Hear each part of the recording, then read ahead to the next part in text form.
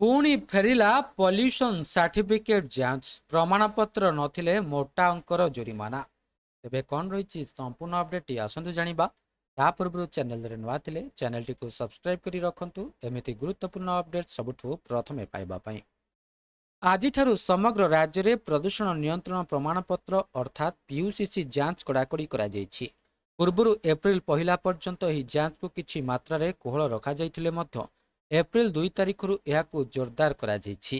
ରାଜ୍ୟର ବିଭିନ୍ନ ସ୍ଥାନରେ ପରିବହନ ବିଭାଗ ଓ ଟ୍ରାଫିକ୍ ପୋଲିସ ମିଶିଥିବା ଦଳ ବିଶେଷ ଯାଞ୍ଚ ଚଳାଇଛି। ଯେଉଁ ଗାଡ଼ି ଚାଳକମାନେ ନିୟମ ଉଲ୍ଲଂଘନ କରୁଛନ୍ତି ସେମାନଙ୍କୁ ତୁରନ୍ତ ଜୋରିମାନା କରାଯାଉଛି। ଆପଣଙ୍କ ଗାଡ଼ିର ପ୍ରଦୂଷଣ ଯାଞ୍ଚ କରିଛନ୍ତି ତ? ଯଦି କରିନାହାନ୍ତି ତେବେ ହୋଇଯାଆନ୍ତୁ ସାବଧାନ, କାରଣ ଆପଣଙ୍କ ଅବହେଳା ଆପଣଙ୍କୁ ମହଙ୍ଗା ପଡ଼ିପାରେ।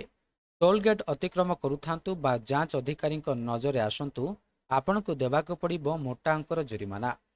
ଭୁବନେଶ୍ୱରରୁ ପୁରୀ ରାସ୍ତାରେ ଯାଞ୍ଚ ଅଧିକାରୀମାନେ ରାସ୍ତାରେ ଗାଡ଼ି ଅଟକାଇ ଗାଡ଼ିର କାଗଜପତ୍ର ଯାଞ୍ଚ କରିଥିଲେ।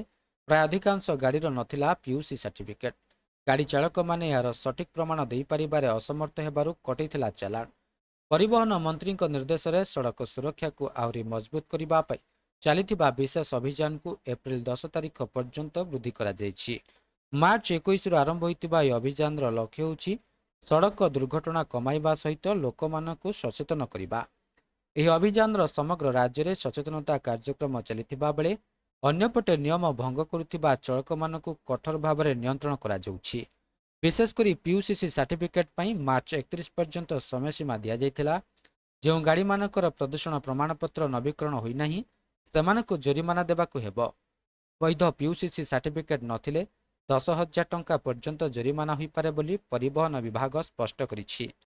ପିୟୁସି ସାର୍ଟିଫିକେଟ୍ ସମେତ ଗାଡ଼ିର ସମସ୍ତ କାଗଜପତ୍ର ଯାଞ୍ଚ ପାଇଁ ସ୍ୱତନ୍ତ୍ର ଏନ୍ଫୋର୍ସମେଣ୍ଟ ଟିମ୍ ଗଠନ କରାଯାଇଛି।